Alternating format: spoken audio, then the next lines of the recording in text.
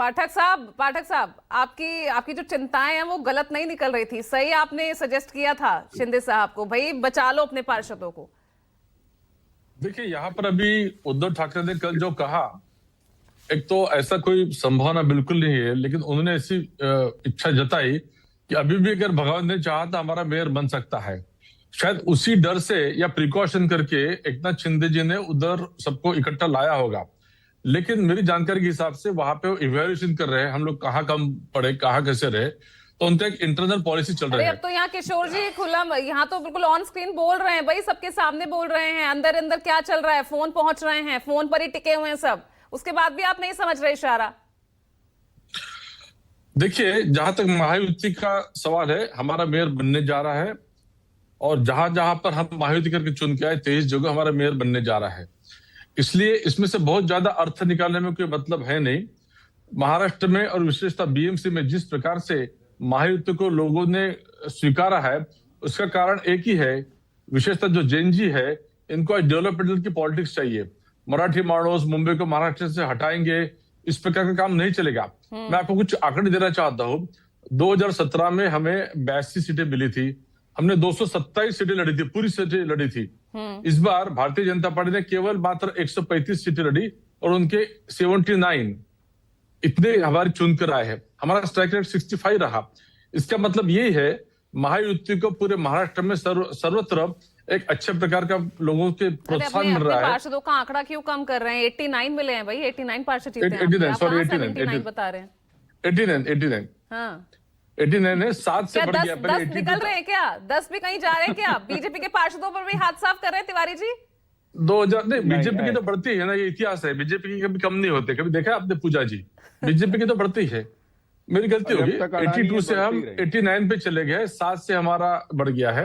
हाँ। और जहां तक राज ठाकरे, उद्धव ठाकरे, इनका सवाल है, अभी भी अगर वो नहीं सुधरेंगे तो स्थिति ऐसी रहेगी और अगले चुनाव में इनकी हालत और बदतर हो जाएगी। एक मैं क्विक रिएक्शन है, मैं राजीव आपसे चाहूंगी। राजीव, क्या बीजेपी के लिए वाकई कुछ चिंता की बात दिख रही है? अरे नहीं पूजा, सत्ता के आगे, और आपको मालूम है, मैंने आपको बताया कि दिल्ली में जिसकी सरकार हो, मुंबई में जिसकी सरकार हो, बीएमसी में इतनी सीटें जीतने के बाद आपको लगता है कि 74,000 करोड़ रुपए के बजट वाले बीएमसी का मेयर बीजेपी के अलावा कोई बना सकता है? कोई नहीं बना सकता। इस बारे में मुझे बिल्कुल क्लियर है, चाहे उसके लिए कुछ भी हो जाए। बीएमसी का में बीजेपी का ही मेयर बनेगा। ये तो मैंने बताया, एकनाथ शिंदे को इस बात का डर है कि जो मुंबई के भीतर उद्धव ठाकरे और राज ठाकरे के मिलने के बाद जो 71 सीटें उनको आई हैं और मराठी बहुल इलाकों में आई हैं, वो उनको डर है। मैंने थाने का बात आपको बता दिया। वो उनको डर है कि तो राजीव, जो सवाल यहाँ खड़े हो रहे हैं कि भाई यहाँ पर मेयर बीजेपी का हो या शिंदे का हो, इस पर से सस्पेंस क्यों नहीं हटाया जा रहा?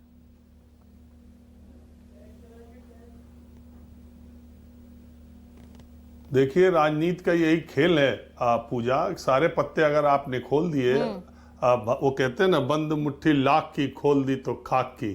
तो इस हमेशा बंद मुट्ठी रखी जाती है।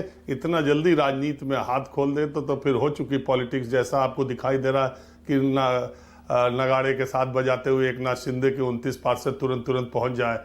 अरे अभी बात चलेगी, कुछ मंत्रालय महाराष्ट्र के कुछ और मंत्रालय, कुछ इधर कुछ उधर, यहाँ देने का तमाम बातें चलेंगी। मुंबई और महाराष्ट्र की राजनीति को जानने वाले लोग जानते हैं कि इनकमिंग आउटगोइंग किस अर्थों में कहा जाता है।